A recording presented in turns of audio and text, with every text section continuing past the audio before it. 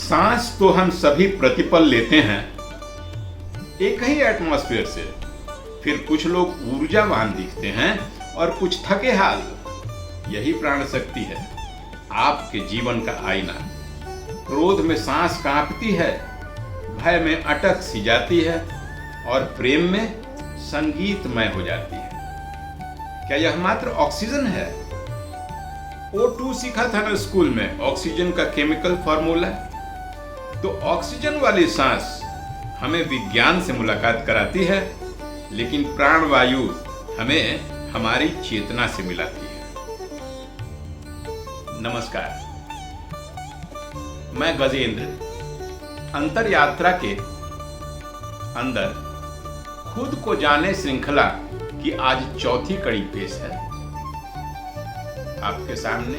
इसके पहले 3 कड़ियां आ चुकी हैं,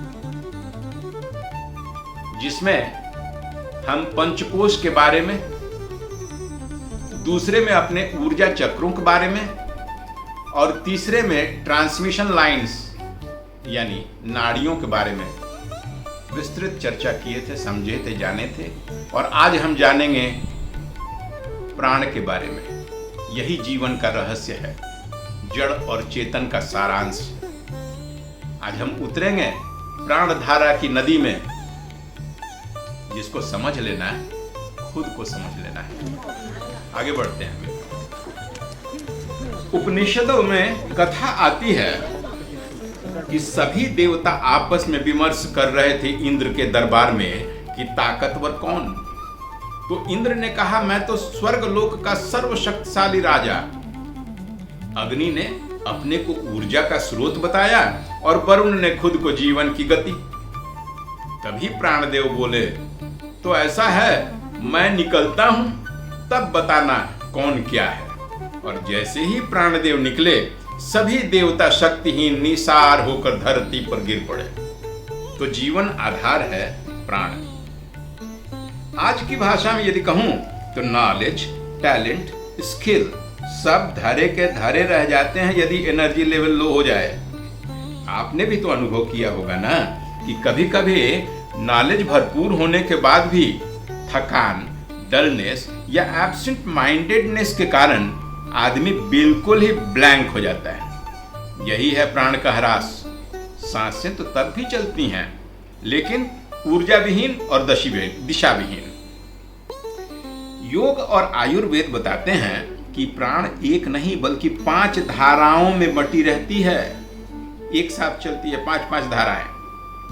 चलिए 5 को समझते हैं। पहली को प्राणवायु कहते हैं। यह हृदय और श्वास में प्रवाहित होता है। हर सांस जो हम लेते हैं वही प्राणवायु है, जीवन की धड़कन। जब इंटरव्यू से पहले नर्वसनेस होती है, सांसें फूलने लगती हैं, धड़कन तेज हो जाती है, प्राणवायु का अंश असंतुलन ही है तो है ये।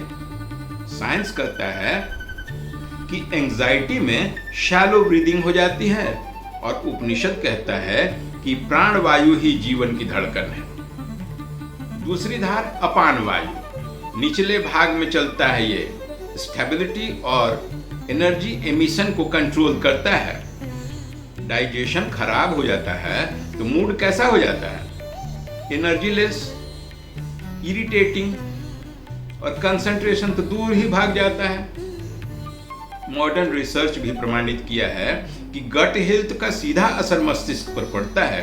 यही है अपान वायु और इसका संतुलन। तीसरी धार को समान वायु कहते हैं। यह नाभि क्षेत्र में रहता है और भोजन को ऊर्जा में बदलता है। इसका प्रमुख रोल है मेटाबॉलिज्म को बैलेंस करना। माइथोलॉजी इसे ही जठराग्नि यानी अग्नि का प्रचंडतम स्वरूप बताती है। इसके असंतुलन से पाचन शक्ति कमजोर हो जाती है, जिससे लेथार्जी और लो एनर्जी फील होने लगता है। चौथी धार को उदान वायु कहते हैं। यह कंठ और सिर के क्षेत्र में होती है। वाणी, स्मृति और उत्साह का आधार है यह।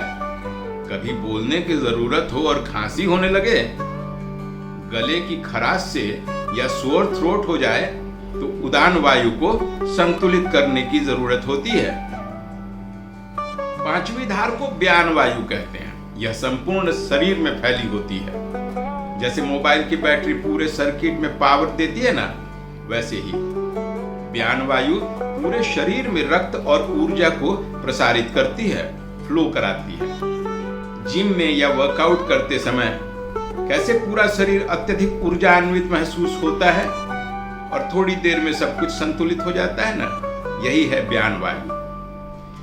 कैसे करें इन सभी 5 प्रकार के धाराओं में बहती हुई प्राण को संतुलित? पतंजलि का योग सूत्र कहता है कि प्राणायाम से चित्त की सभी वृत्तियां शांत होती हैं।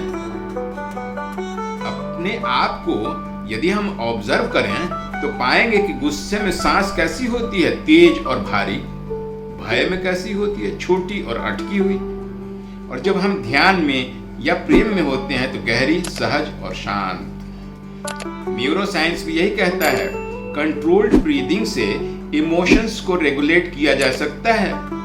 जब क्रोध आवे लंबी लंबी सांसें लीजिए, शांत हो जाइएगा।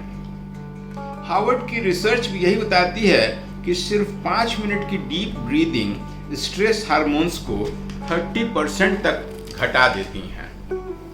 यानी मन और प्राण एक दूसरे के मिरर हैं।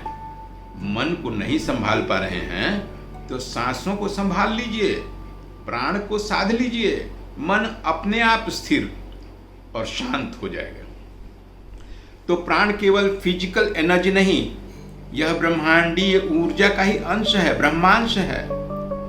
जब लक्ष्मण मूर्छित हो गए, युद्ध रुक गया, हनुमान जी संजीवनी लेकर लौटे।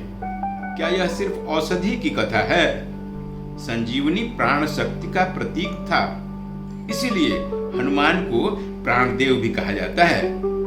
जो प्राण का साधक है उसकी जीवन शक्ति अजेय हो जाती है। आज की दुनिया तो परफॉर्मेंस और प्रोडक्टिविटी पर टिकी है, लेकिन गौर तो आपने भी किया होगा ना कि top athletes, successful leaders, creative artists, सबका कॉमन सीक्रेट क्या है? वही ब्रेथ कंट्रोल। सिलिकॉन वैली में बॉक्स ब्रीदिंग सिखाई जाती है और Olympic players Vim hot methods अपनाते हैं। माइंडफुलनेस एप्स की तो पूरी इकोनॉमी ही ब्रीदिंग प्रैक्टिसेस पर टिकी हुई है, क्योंकि विज्ञान भी मान चुका है कि prana is equal to bio energy. जो इसे साध लेता है वो स्ट्रेस से ऊपर उठकर माइंडफुलिंग पीक परफॉर्मेंस दे पाता है। जब हनुमान जी समंदर पार करने में संकोच कर रहे थे तो जामवंत ने उन्हें उनकी प्राण शक्ति की याद दिलाई थी।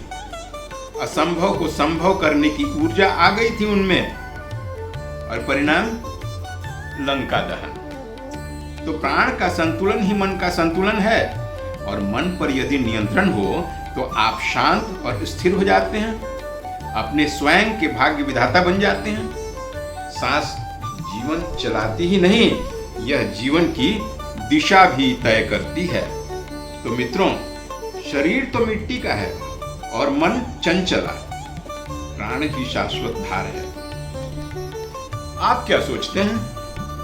कमेंट बॉक्स में हमें शेयर कीजिएगा और यह भी संकल्प लीजिए कि आप भी ब्रेथ वर्क यानी प्राणायाम को अपने दैनिक रूटीन में स्थान जरूर दीजिएगा। कैसी लगी आज की ये प्राण वायु वाली अंतर यात्रा की श्रृंखला? खुद को जाने सीरीज में हम ऐसे ही अपने आप के अंदर की शक्तियों को और कमजोरियों को जानने की कोशिश करते हैं। यदि हम खुद ही को नहीं जाने तो जीवन के किस क्षेत्र में हम प्रगति करेंगे? तो खुद को जाने की श्रृंखला की अगली यानी 5वीं कड़ी में हम समझेंगे मन क्या है और चित्त क्या है, और इन दोनों को आपस में सामंजित करके कैसे हम उन्नति के नए स्तर तक पहुंच सकते हैं। बने रहिए और उनको भी जोड़िए ना जो अनभिज्ञ पड़े हैं अपने जीवन के ऊहापोह में जूझे रहे हैं। आज के लिए इतना ही मित्रों, अगली प्रस्तुति में फिर मिलते हैं। तब तक के लिए नमस्कार।